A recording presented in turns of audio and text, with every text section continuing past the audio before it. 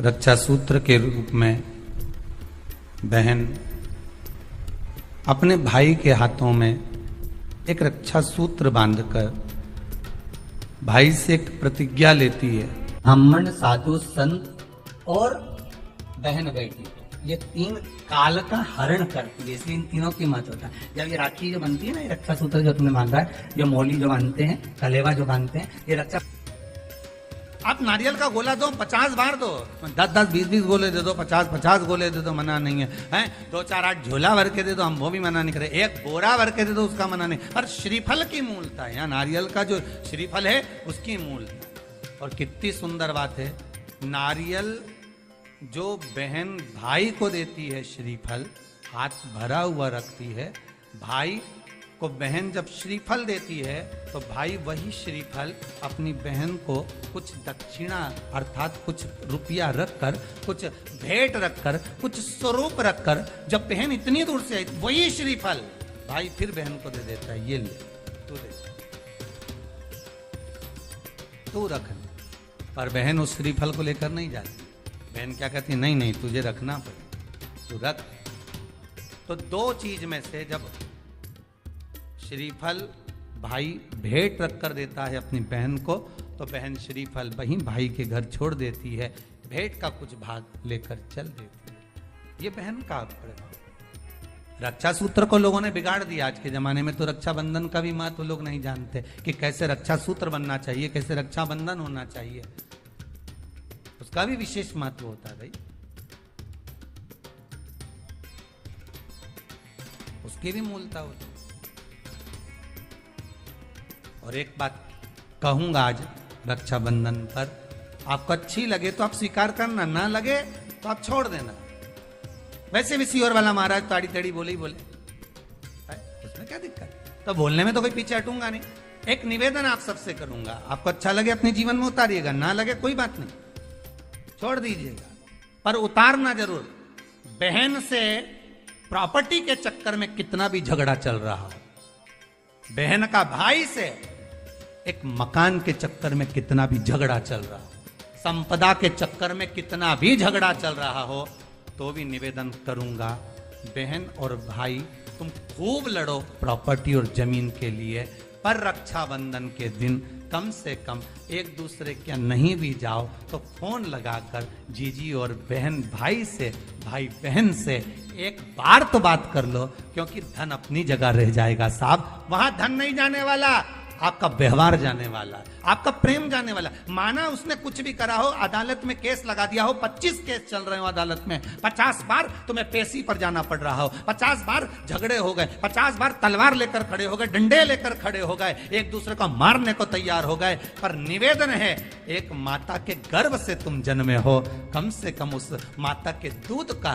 फर्ज अदा करो। और एक बार कितना भी झगड़ा हुआ हो, इस आस्था चैनल के माध्यम से आज रक्षाबंधन के दिन भले राखी बंधवाओ मत बंधवाओ, पर एक फोन लगाकर तो पूछ लो, जीजी कैसी है, कब आएगी बता। या बहन भाई को कह दे रे कैसा है, भूल गया क्या मुझे, भाई भी कह दे, लड़ाई की बात मत करना, आज के दिन बस प्रेम की बात करना, कि कम से कम बहन का फोन तो आया। मेरा मन कहता है, मेरा दिल कहता है कि शायद दिवाली पर जितनी आतिशबाजी नहीं हुई होगी, उतनी आतिशबाजी आपके दिल में होगी, कि जिससे केस चल रहा है वो फोन लगाकर पूछ रहा है कि भाई ने पूछा बहन से, बहन ने पूछा भाई से, कैसे हो, भाभी से बात कर लो, थोड़ा बच्चों से बात कर लो। माना अदालत में देखा जाएगा, लड़ाई झगड़े सब होंगे, सब कुछ होगा, कौरव और पांडवों की कथा तो देखो रे कितनी सुंदर है,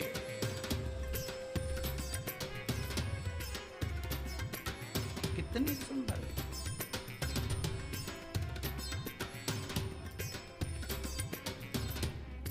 पांडवों की बहन सुभद्रा राखी बांधने कौरवों को जाती है, कौरवों की बहन राखी बांधने के लिए पांडवों को जाती है। जरा विचार करिए,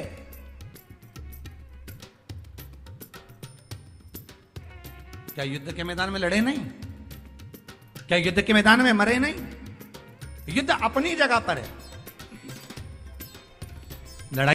नारियल जो बहन भाई को देती है, श्रीफल हाथ भरा हुआ रखती है, भाई को बहन जब श्रीफल देती है तो भाई वही श्रीफल अपनी बहन को कुछ दक्षिणा अर्थात कुछ रुपया रखकर, कुछ भेंट रखकर, कुछ स्वरूप रखकर, जब बहन इतनी दूर से आई वही श्रीफल भाई फिर बहन को दे देता है। ये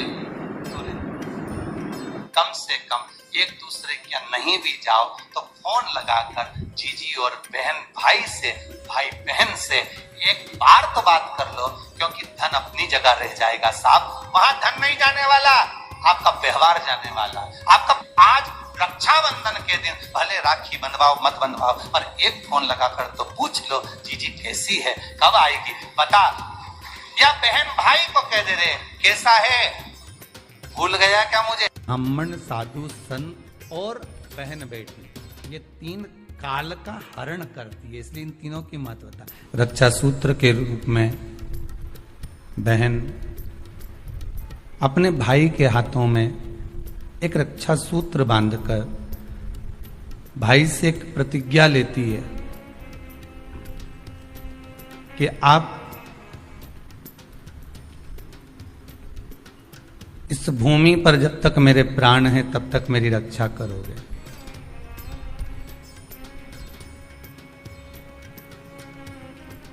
कोई बहन अपने भाई के ऊपर कोई बीमारी नहीं देख सकती, कोई रोग नहीं देख सकती, और ना भाई बहन को रोगग्रस्त देखना चाहे।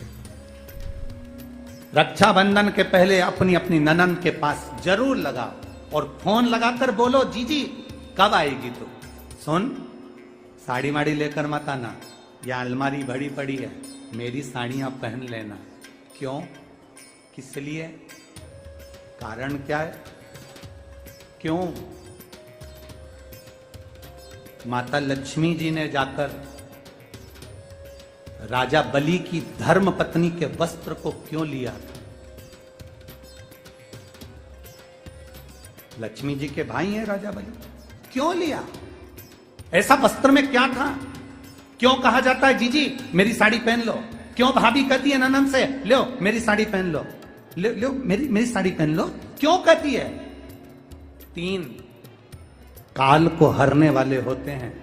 पहले नंबर पर संत, ब्राह्मण, साधुजन, गुरुजन जब तुम्हारे दरवाजे पर आते हैं तुम्हारा काल हर लेते हैं। दूसरे नंबर पर है गौ माता, गाय को जब हम रोटी देते हैं गौ माता हमारे काल को हर लेती है।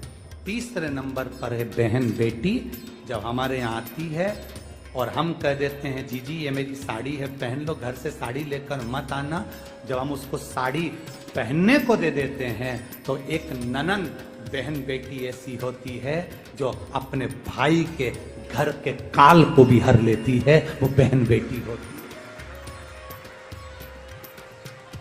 पर आप में से कई माताएं ऐसी भी बैठी है जो अपनी एक साड़ी नहीं दे, और अगर ननंद पहन लेना तो 25 बार के बता दे जी जी मेरी है, जी जी अच्छे से बैठो साड़ी फट जाएगी मेरी है।